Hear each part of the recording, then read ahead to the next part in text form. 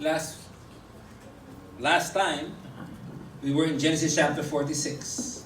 And we saw there Jacob very excited because he found out that his son Joseph was alive and there's nothing that would stop him. The son of his favorite and most loved wife, Rachel, was still alive. After 20 plus years of thinking that she was dead, it's like Abraham. He had his Isaac rise from the dead.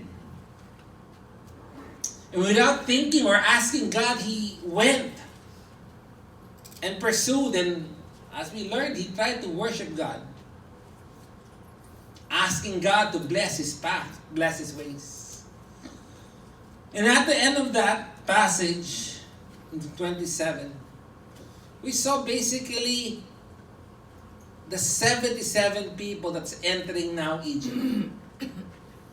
And that 77 people was important for two reasons. One is to show that God was faithful to the promise to Abraham and Sarah. That despite their barrenness, God was able to multiply their progeny. From a couple that had no kids, at the age of 100, now there are 77 descendants. And it's also important, that genealogies, to show that the seed is being protected. It was an evidence for the future to trace back Jesus, the promised seed, to Abraham. So a careful chronology was important to show the faithfulness of God. And we pick it up now in verse 28 of chapter 46, but we're ending in 47. Genesis chapter 46, verse 28. Now Jacob sent Judah before him to Joseph to point out the way before him to Goshen. And they came into the land of Goshen. Joseph prepared his chariots and went up to Goshen to meet his father Israel. As soon as he appeared before him, he fell on his neck and wept on his neck a long time. I can imagine the crying here. Both father and son grasping each other. The great reunion, the great homecoming. Now the family is complete. Verse 30, Then Israel said to Jacob, Now let me die, since I have seen your face, that you are still alive. Now my life is complete. My favorite son was and is indeed alive. So 31. So Joseph said to his brothers and to his father's household, I will go up and tell Pharaoh, and will say to him, My brothers and my father's household who were in the land of Canaan has come to me. And the men are shepherds, for they have been keepers of livestock. And they have brought their flocks and their herds and all that they have. It shall come about when Pharaoh calls you and says, What is your occupation? That you will say, Your servants has been keeper of livestock from their youth, even until now, both we and our fathers, that you may live in the land of Goshen. For every shepherd is loathsome to the Egyptian.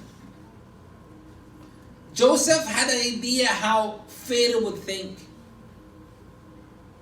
And he was coaching his family to get the most favorable outcome that is possible. And he said, for sure, Pharaoh will ask you, what is your job? Tell them that you are shepherds. Because they don't like hanging out with shepherds. They're lonesome. Chapter 47, verse 1 now. Then Joseph went in and told Pharaoh and said, my father and my brother and their livestock and their herds and all that they have had come out of the land of Canaan.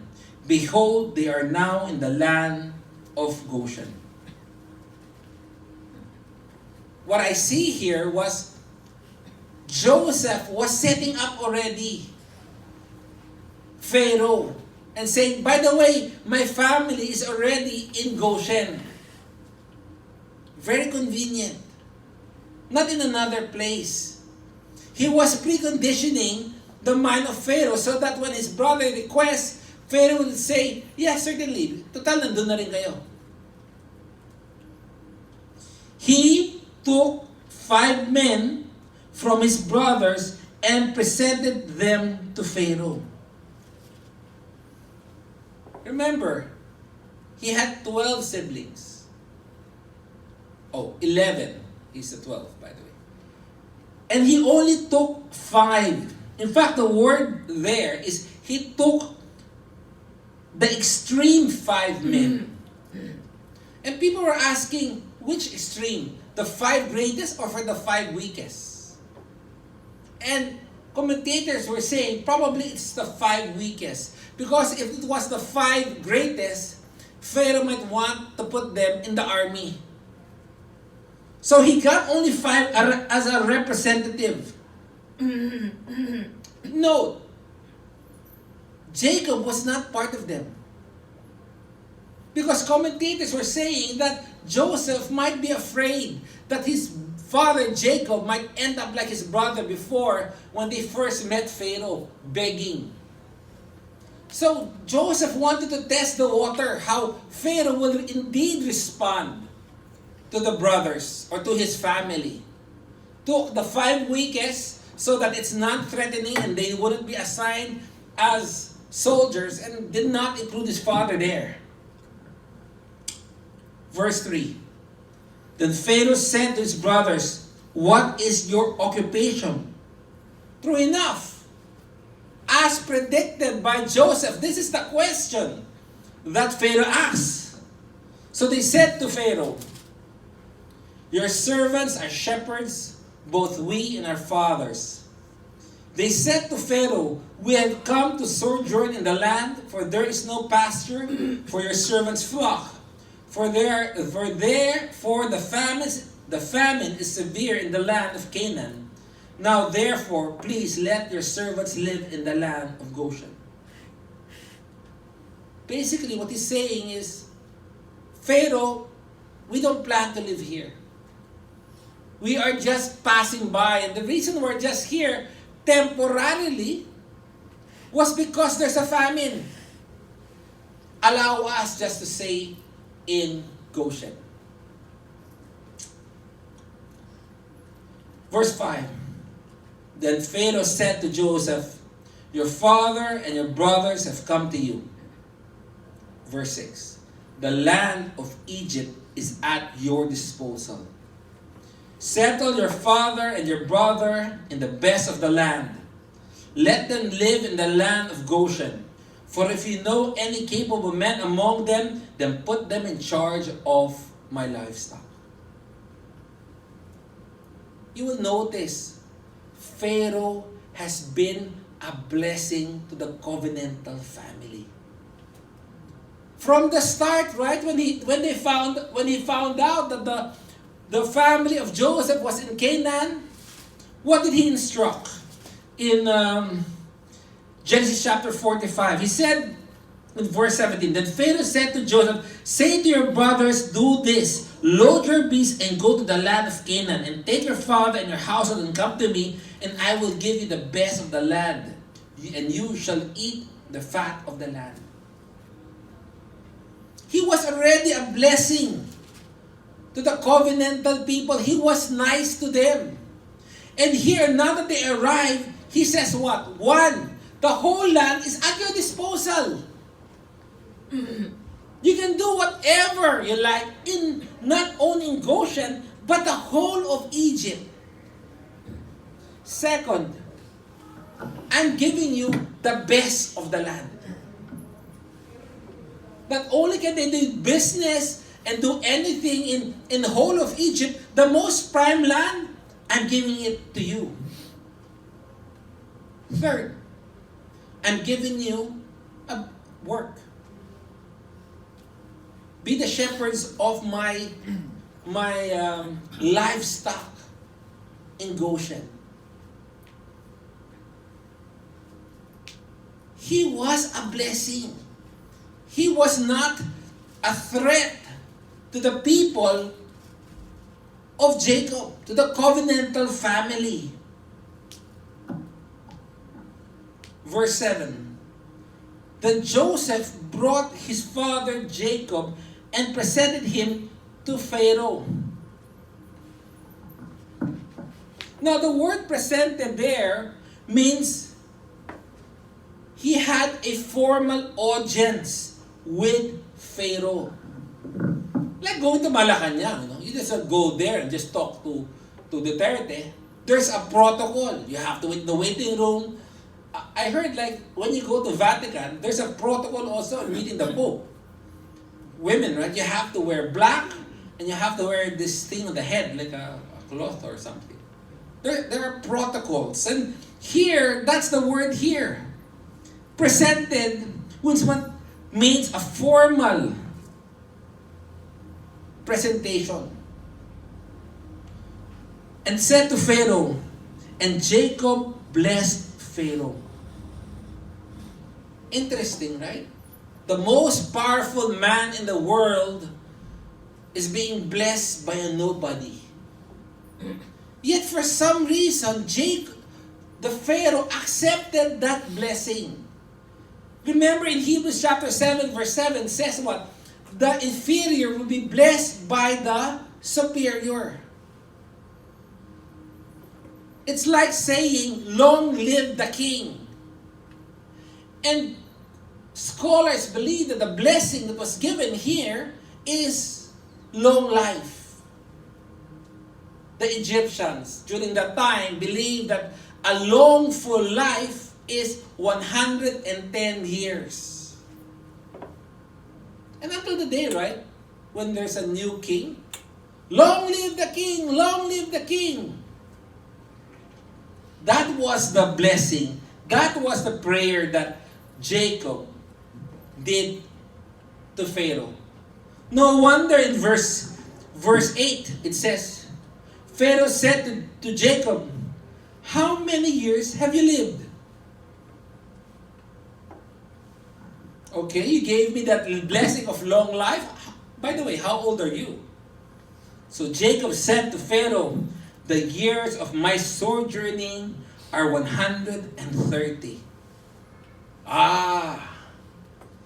You have the right to pray for me. You've lived a full and more than a full life.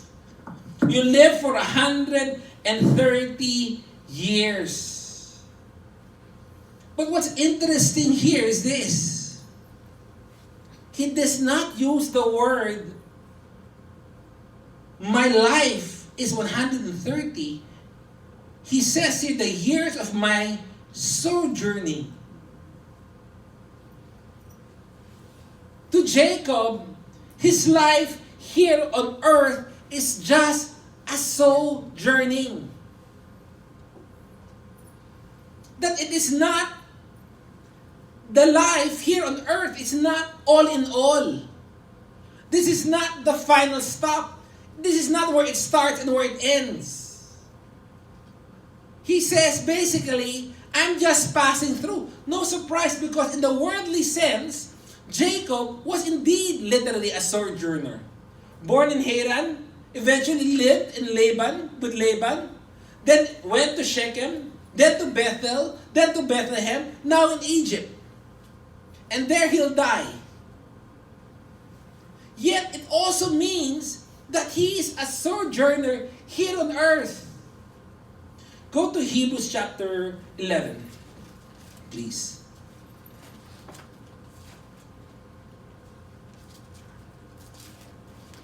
Hebrews 11, verse 13 to 16. And it says, all this died in faith, including Jacob, without receiving the promise. But having seen them, and having welcomed them from a distance, and having confessed that they are strangers and exiles on the earth, they realize that they are strangers. They're not really from the earth. For verse 14, for those who say such thing, make it clear that they are not seeking a country of their own. And indeed, if they had been thinking of that literal country from which they went out, they would have opportunity to return. But as it is, they desire a better country, that is, a heavenly one. Therefore, God is not ashamed to be called their God, for He has prepared a city for them.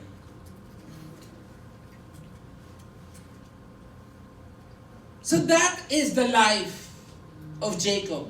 He does not consider his life here on earth as the permanent stop. You know, when you have that perspective in life, you will realize that a lot of our issues in life are minor stuff. Try to think of all your problems in the past. They're really minor in light of eternity. If you really, if I go from here to wherever and my stopover is in Hong Kong and I don't own a house in Hong Kong, no big deal. That's not my final stop. My final stop is, let's say, Philippines, let's say whatever, or America, whatever. A stopover, you don't make a big deal that you don't have a house there. Okay lang.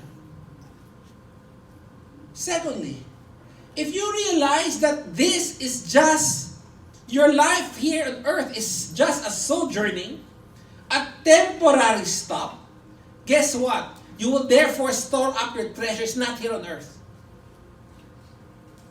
but in heaven. Which is what the Bible tells us.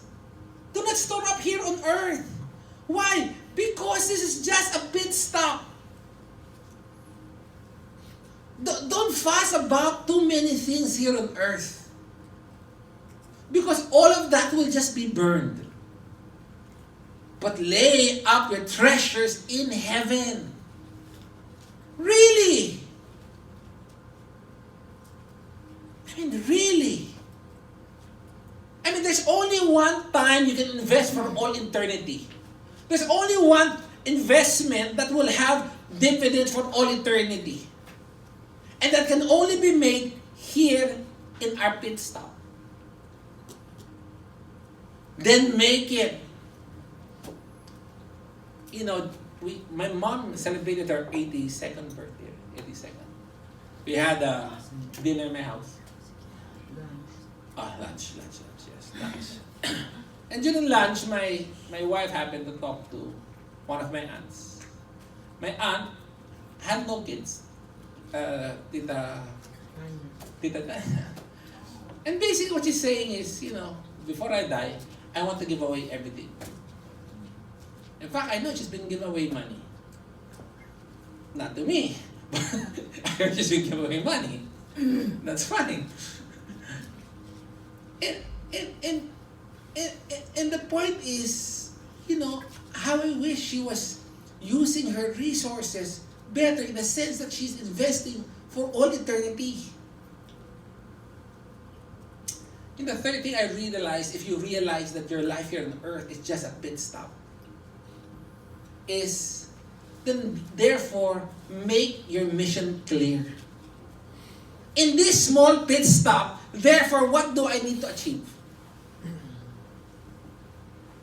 Well, clearly, the Bible said, we are created in the image and likeness of God, meaning we're created to be like God, to possess His character, and be the channel of blessing to others. So that others may glorify God. seeing God working in your life and realizing that it is God indeed. Therefore, God gets the glory. Yet what happens in this pit stop in our life? We fuss about all and everything. We make it as if this is the final stop and anything that happens in this life is what really matters.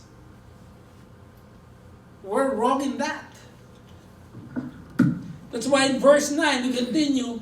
So Jacob said to Pharaoh, the years of my sojourning are 130 years. Few and unpleasant has been the years of my life, nor they have attained the years of my father lived during the days of their sojourning. You know, what does he say? His life here on earth is few or short. If you think of it, how can your life 130 years be short? 130 years can be short in two ways. One, in light of eternity. In light of eternity, it's really, really short. And secondly, if you're about to die, you realize life has been short. Ako nga eh. And I don't know if I'll feel bad, but I kind of feel bad. But I'm sure kay man of you, I'm young, which I am. I'm turning 50, and I feel bad. Wow, 50 na. Ang bilis-bilis na. More than half of my life. Alang ang I'll reach 100. But yeah, I don't know. And parang it's, I was just, ito si Santino, 11. I just remember when I was 11, nag-CISB rin ako. Time flies. Then si Bambino magka-college, parang kailan lang rin yun. Time flies. Go to Psalm 90.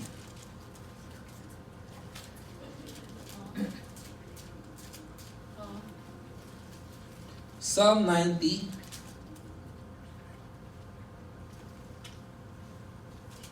Verse 10 says, Moses is speaking. As for the days of my life, they contain 70 years. Or if due to strength, 80 years. Yet their pride is but labor and sorrow.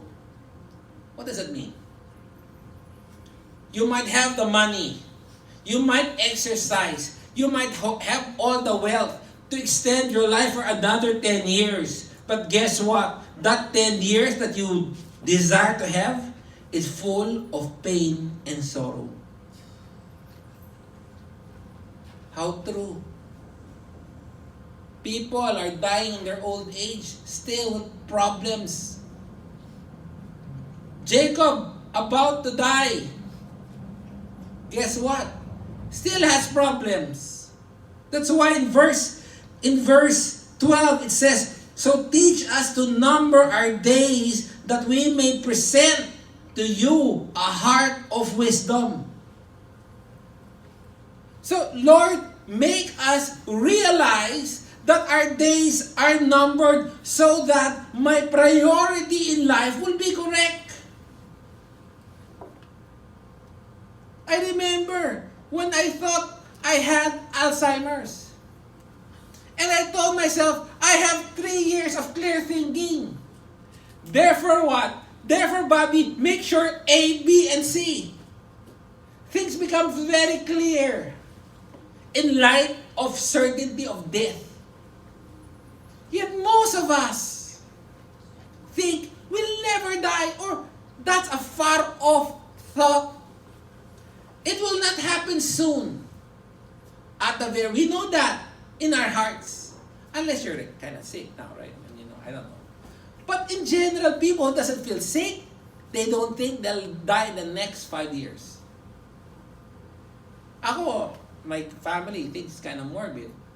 But whenever I renew my license, my passport, my visa, I ask myself, will this be the last?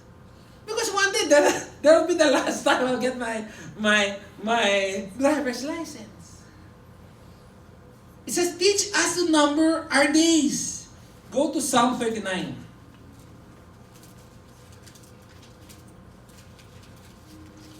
Psalm 39, verse 4 and 5. I believe this is David. Lord, make me know my end, and what is the extent of my days. Let me know how transient I am. Behold, you have made my days as handbreadth, and my lifetime as nothing in your sight. Surely every man at his best is a mere breath.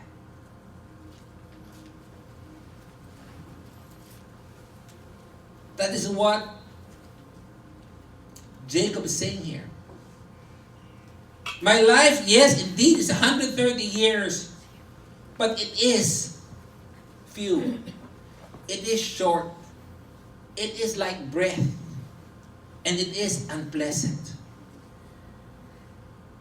Surprisingly, right? I realized even though you are a child of God, even Jacob was the bearer of blessings to the whole world, his life was full of problems. Since the womb, right from the womb, he and Esau was fighting. Until he's about to die, he was escaping from famine. He could not walk anymore. That's why he was carried. Imagine you could not walk, you're crippled, and you're in a land that is famished, that there is a famine. My wife this morning was sharing, and I realized this. And I keep on saying this.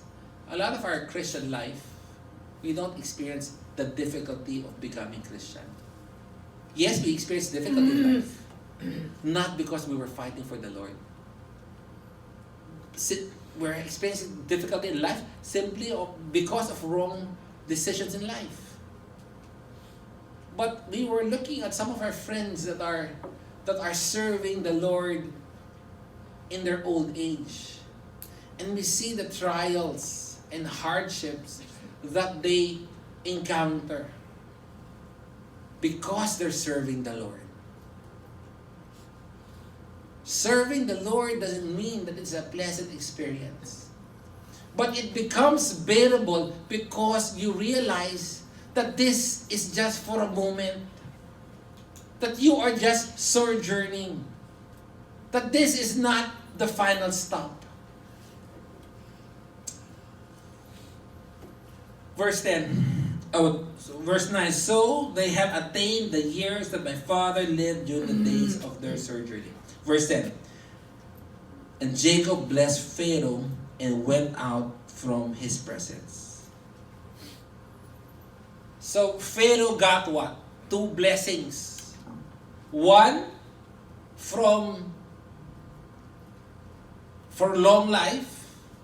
And second, another blessing. And we will see what the outcome of that blessing is. Verse 11. So Joseph settled his father and his brothers and gave them possession of the land of Egypt, in the best of the land, in the land of Ramses, as Pharaoh has ordered. Joseph provided his father and his brothers and his father's household with food according to their little ones. Again, you will note the word land and land, possession of the land, best of the land. 3 main themes of Genesis, right? Land, seed, and covenant. Yes, they are not in the promised land, but God gave them still the best of the land outside the promised land. Verse 13. So there was no food in all the land because the famine was severe. So that the land of Egypt and the land of Canaan languished because of the famine. Because the famine has been going for about 2 years already. 2 turning 3. Verse 14. Joseph gathered all the money that was found in the land of Egypt and in the land of Canaan for the grain which they had brought. And Joseph brought the money into Pharaoh's house. You know, some people think that that when you say Joseph, you would not think of Stalin.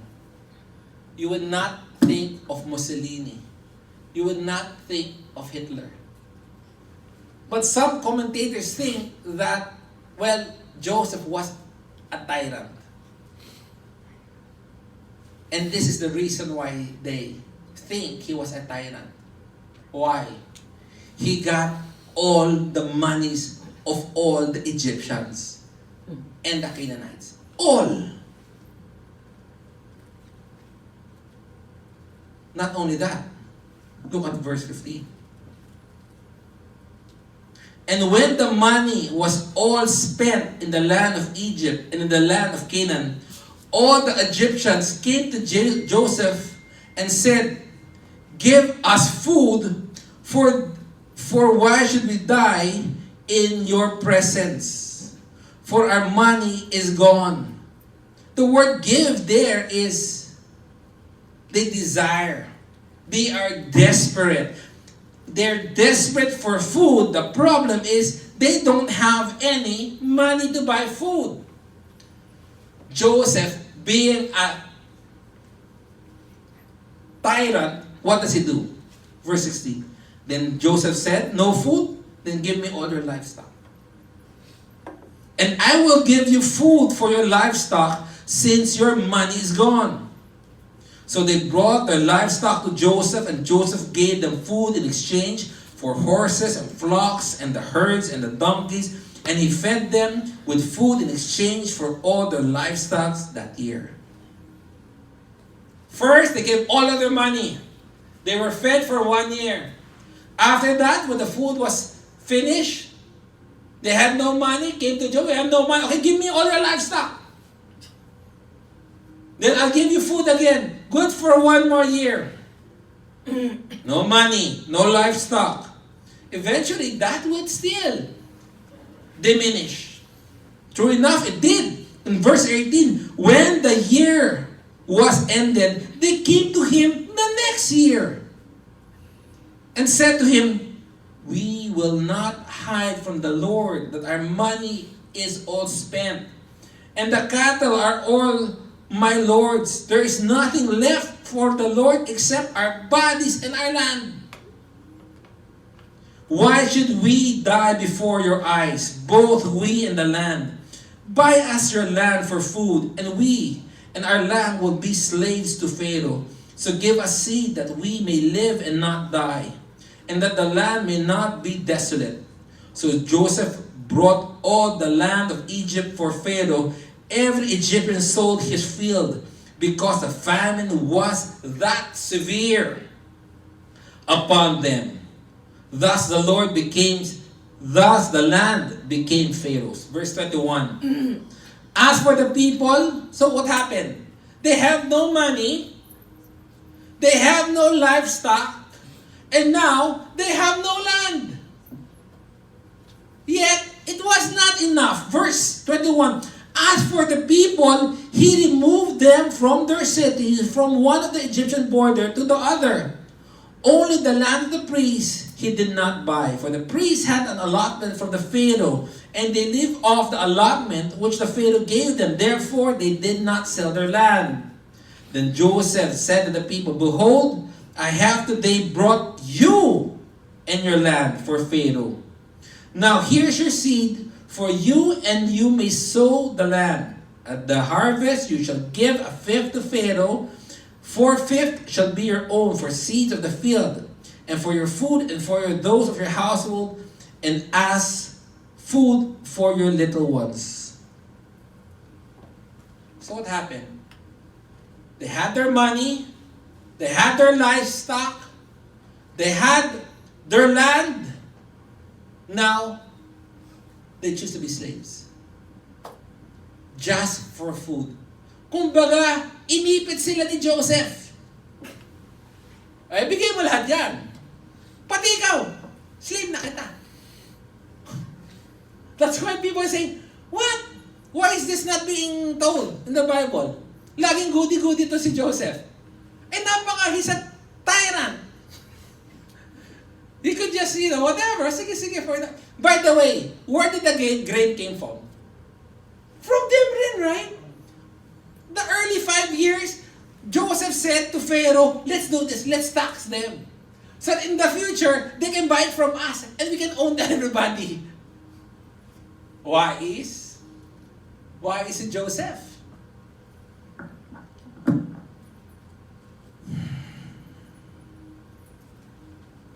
Verse 25, sorry. So they said, you have saved our lives. Let us find favor in the sight of the Lord, and we will be Pharaoh's slaves. O, de wala. Sa Filipino nga, linuto sa sariling mantika. Yung grain galing sa kanila. Binenta rin sa kanila. 26. But some people are saying, no naman, he's not a tyrant. I don't know. I want to be that harsh. I don't know. I'm not saying I'm better than him. Whatever. But I'm just going to the verse. Verse 26. Joseph made it a statute concerning the land of Egypt, valid to this day, that Pharaoh should have a fifth. Only the land of the priests did not become Pharaoh's. Do you see something here? Not talking about Joseph. Talk about Pharaoh. Pharaoh was a blessing to the covenantal people. Therefore what? God blessed him. In Genesis chapter 12, right? What did God promise Abraham? Those who curse you, I will curse. Those who bless you, I will bless. Pharaoh gave land to Jacob and the covenantal family. Right? The best of land, Goshen. In return, what does Pharaoh get? He gets all the land of everybody.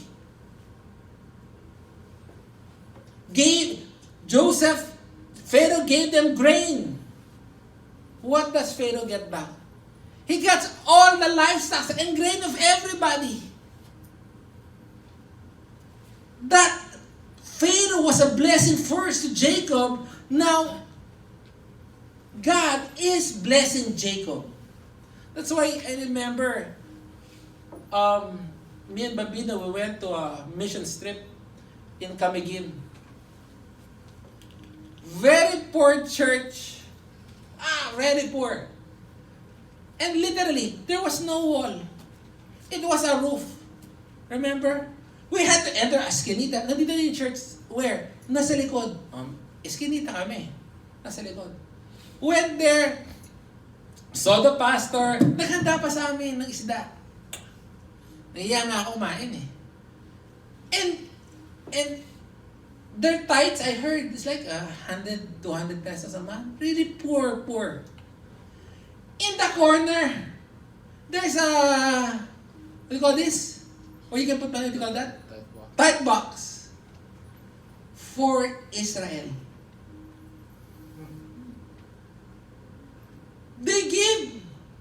Apart from giving to their church, they told me, what they collect, they send. I don't know how, but they send.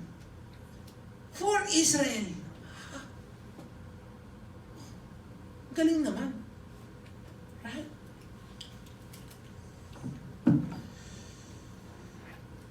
Go to Luke chapter 6, please. Luke chapter 6.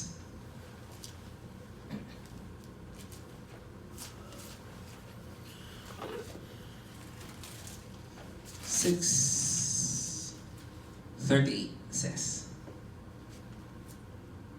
give, and it will be given to you.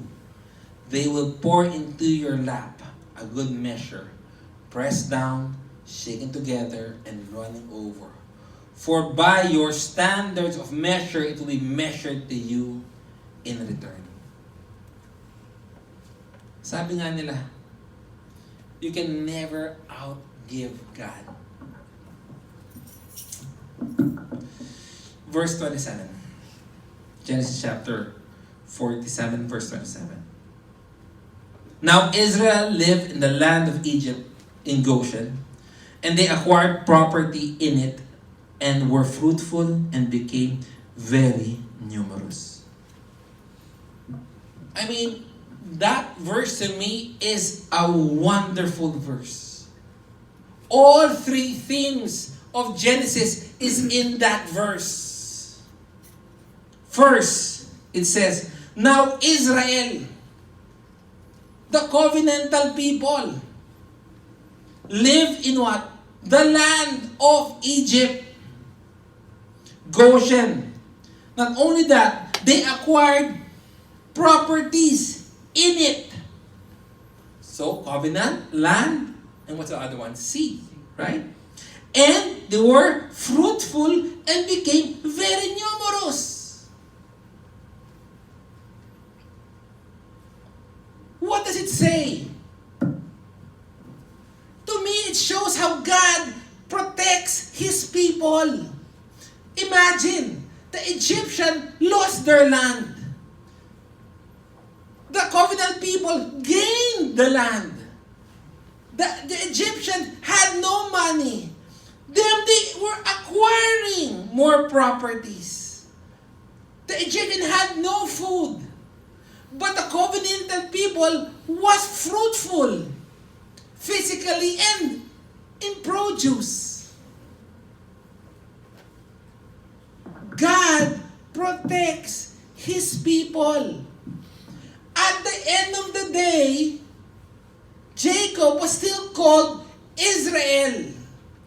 Despite all the turmoil in life, sometimes we think that the promises of God, the plans of God, has gone haywire. What? My kids are murderer? What? My kid tried to kill my other son? What? They're all selfish. But in the end, God was faithful. Nothing can stop the plan of God. He was multiplying them not where they expected. They expected to multiply in Canaan. But sabi ni God, your thoughts are not my thoughts. Your ways are not my ways. By the way, there's only two ways in life. God's way and the wrong way. Wala nang iba. Either you're walking via God's way or you're walking the wrong way. Even if the wrong way seems right. Even if the wrong way is good.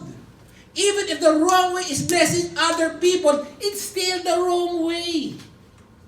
You know, if Jacob persisted in staying in the promised land, that's still the wrong way, even if it was the promised land. Because it was not God's way. Yet here, in the midst of famine, in the midst of the whole world crumbling, God was protecting His people and ensuring that His plan is being fulfilled. Sabi ko nga, the story of Joseph is not about Joseph, it's about Jacob. It's about the promises of God, that He is faithful, that the promise to Abraham will come true. That they will be a covenant of people separated. Oh, tama, they're separated. Because the Egyptian doesn't want shepherds. In fact, the reason why they were enslaved was for their protection. Kaya some people think that the 400 silent years, right? When they were enslaved, God was silent? No, God was not silent. God was working. You know, the problem with this is this. The Egyptians will see. That's why when the Pharaoh that does not know Joseph came in, they made what? The Israelites a slave. Because everybody hated the Israelites. Because they're the only one that prospered in this time of calamity. Go to Psalm 34, please. Psalm 34, verse 19.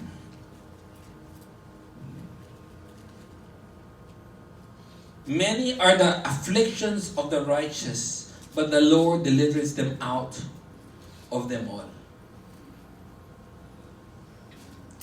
Go to Psalm 138, verse 7. It says, though I walk in the midst of trouble, you will revive me. You will stretch forth your hands against the wrath of my enemies, and your right hand will save me.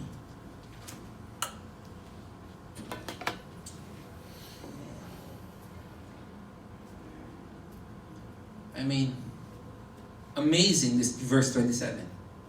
It's a concrete statement that tells me that my God is faithful to His promises in the very end. Let's not judge God based on your experience right now. Let's judge God in the end. Because in the end, He will prove to be faithful. Because He is faithful yesterday, today, and forever. Verse 28. Jacob lived in the land of Egypt 17 years, so that the length of Jacob's life was 147 years. Interesting, right? He arrives and meets Joseph, his favorite son. He thought he would die immediately, yet God gave him what? 17 more years. What I found interesting is this, and very romantic, if you'd ask me. Joseph was a favorite son of Jacob, right? And he gave him all the privilege. He was staying at home with a nice jacket, with daddy playing in their computer, while the brothers and sisters were working in the field, right? That's why everybody got jealous. Jacob was taking care of Joseph for how many years? 17 years. In the last 17 years, it was the turn of Joseph to take care of Jacob. So nice. Right? In our old years, I hope my kids will take care of me. Verse 27. When the time for Israel to die drew near, he called his son Joseph and said to him, please, if I have found favor in your sight, place your right hand under my thigh. That word thigh is a euphemism. The real word there is under my testicles. And deal with me kindness and faithfulness. Please do not bury me in Egypt.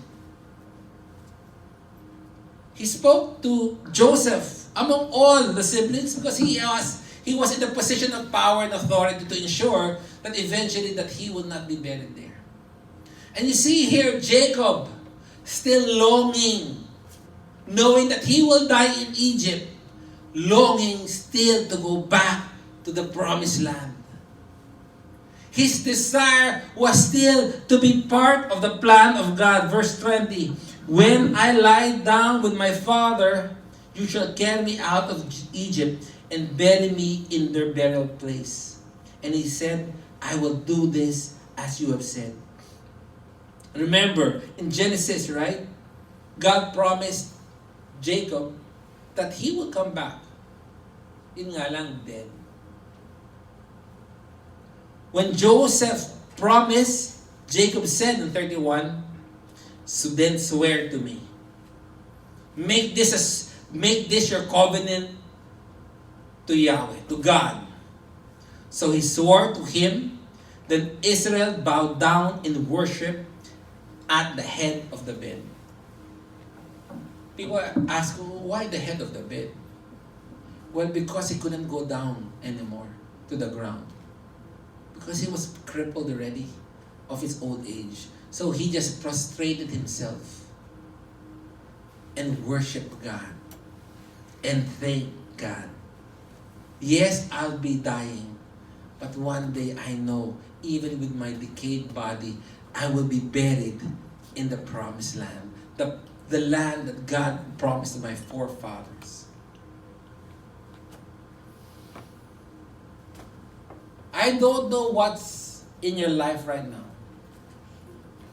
Your life may be long. Your life may be hard.